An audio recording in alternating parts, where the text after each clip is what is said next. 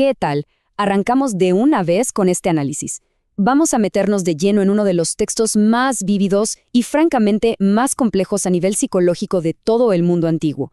Es un relato que nos atrapa no solo por sus imágenes visuales que son loquísimas, sino por cómo explora la mente humana bajo el peso aplastante del poder absoluto. Y a ver, lo que realmente vuela la cabeza de este relato es precisamente cómo arranca. Fíjense en esto. No es un simple y aburrido registro histórico. Para nada. Es un decreto internacional emitido por el mismísimo rey. Y marca de entrada un tono súper personal, como una confesión. Imagínense por un segundo la escena. El monarca más temido del mundo sacando un documento oficial para contarle a todo el planeta su momento de mayor humillación. Entonces, vamos al grano. Lo que estamos por ver no es el clásico desfile de victorias de un conquistador. De hecho, es todo lo contrario. Es como un viaje del héroe pero invertido. Nos lleva desde la cima del poder absoluto hasta un colapso mental total. Es la crónica exacta de cómo el hombre más grande de su época literalmente perdió la cabeza. Pasamos entonces a la primera fase, el sueño del rey. Todo inicia de noche, siendo el detonante de este drama. Aquí el texto nos lanza un contraste fuertísimo sobre cómo se sentía el monarca. Por un lado, tenemos a este rey súper relajado, disfrutando de sus lujos, sintiéndose invencible. Y de repente, ¡pum!, todo se desmorona. Pasa de esa tranquilidad a un terror visceral en su propia cama.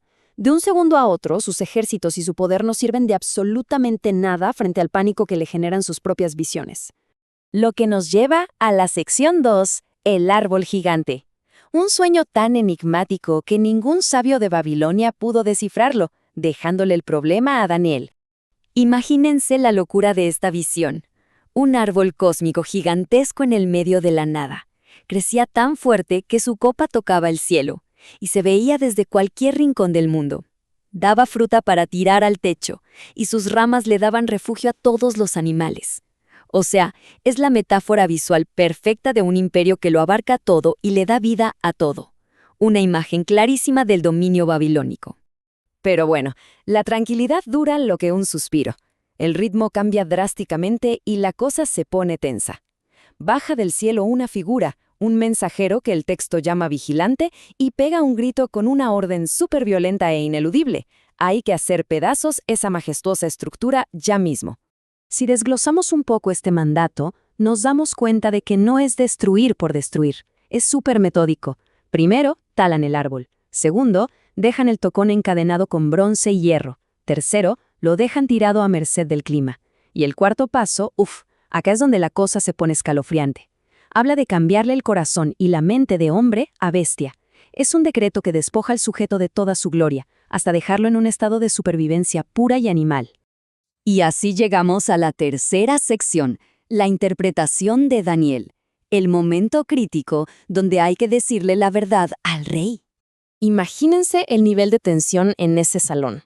Al entender el sueño, Daniel se queda literalmente congelado y aterrado por casi una hora. Porque claro, le tiene que decir al tipo más peligroso del planeta que ese árbol destinado a ser talado no es un reino lejano, es el propio rey. Su ego había llegado hasta el cielo, y la caída iba a ser toda suya. A pesar de todo, Daniel se la juega y le da un consejo desesperado. Le traza una salida de emergencia. Le dice que abandone la tiranía, que empiece a hacer verdadera justicia social y que trate bien a los oprimidos. Básicamente, le ruega que baje la cabeza y sea humilde para ver si logra esquivar este destino tan trágico. Y acá es donde el relato nos deja en suspenso total antes del clímax. Nos plantea una de esas preguntas universales sobre el ser humano. ¿El hombre, que es el dueño absoluto del mundo, va a dejar que lo corrijan?